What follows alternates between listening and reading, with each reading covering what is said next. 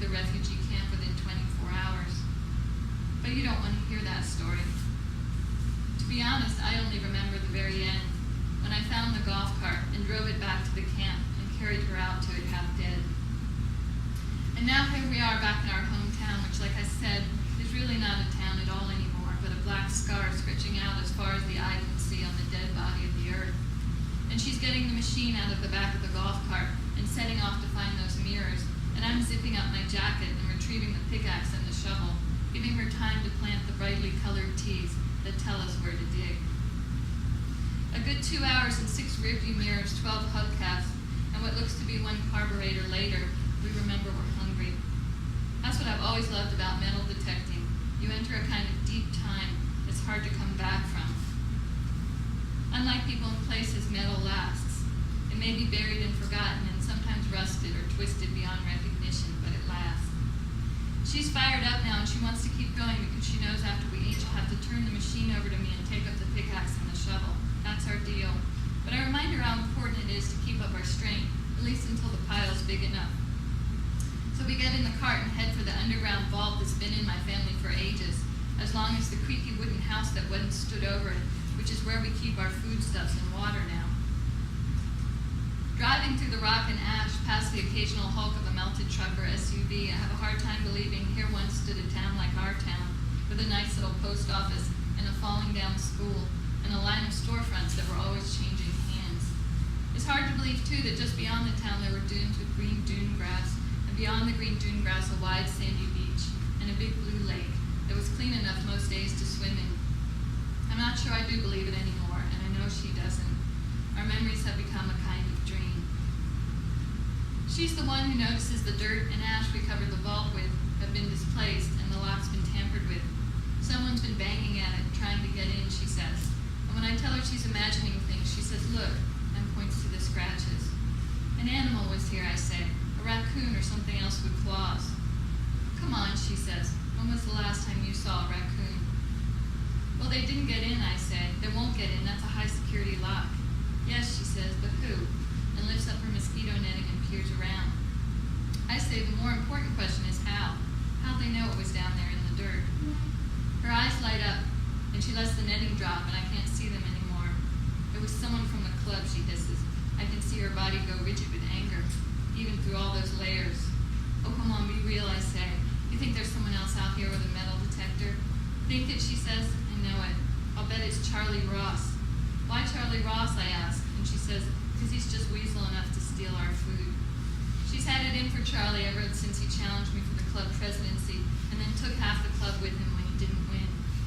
I wanted to change direction, stake out the woods outside of town, and start hunting for historical stuff, antique rifle parts, tin cups, Civil War bullets, things you could learn from.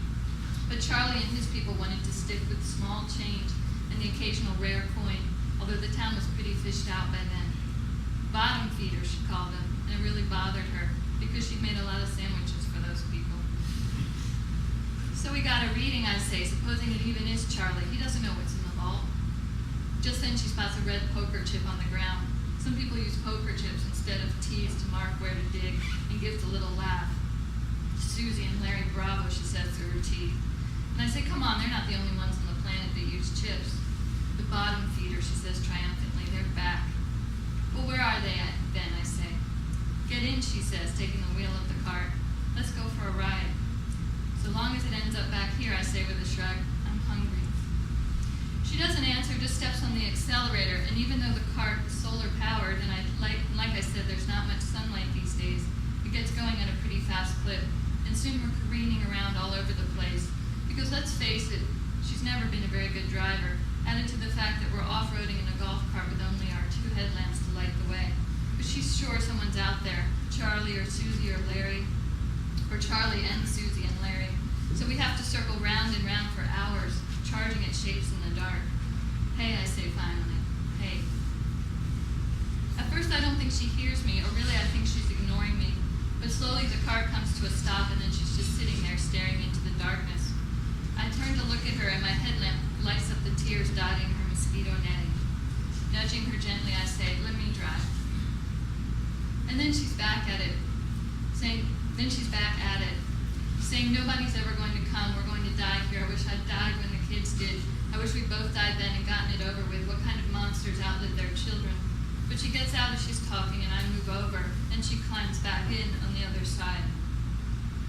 I start up the cart and head back to the vault to pick up some MREs we can eat on the way to the beach, but she doesn't touch hers.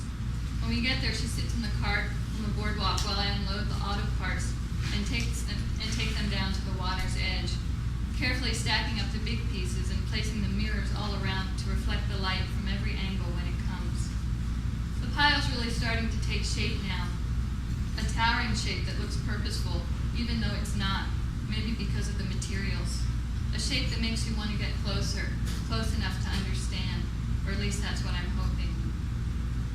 I go back up and try to talk to her while I get ready to sleep, but she's still slumped over, staring straight ahead with those empty eyes. Well, good night, sweetheart, I say. I'll see you in the morning. It'll all look better then.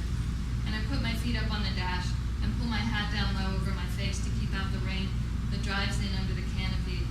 But it's hours before I can go to sleep, and that whole time she stays perfectly still, eyes staring and staring. When I wake up in the morning and she's gone, it's no surprise. In fact, it takes me a little while to react because it makes such perfect sense. Deep down, I can't believe she waited this long, but then I wake all the way up and scramble out of the cart to scan the beach. I scan the lake, too, because that's how she always said she would do it, but there's no sign of her anywhere. The beach is empty except for our pile of junk, that dully shining monument to foolish hope. And it makes me so goddamn stupidly mad, I run down there and kick the pile and kick it again, because who cares now that she's gone? But when one of the mirrors falls down, I pick it up out of habit and put it back where it belongs. I turn around, nursing my foot, and that's when I spot her, a tiny round figure in the distance. She's walking down the beach, waving the machine from side to side in a slow, steady sweep with the kind of control that takes years to develop. A cloud of mosquito netting blows wildly around her head, but her concentration is total, her gaze unflinching. She's lost in deep time, miles away from the awful present. There are those who might see something monstrous in that, but to me it's a thing of beauty, and I go back to the cart for the long-handled scoop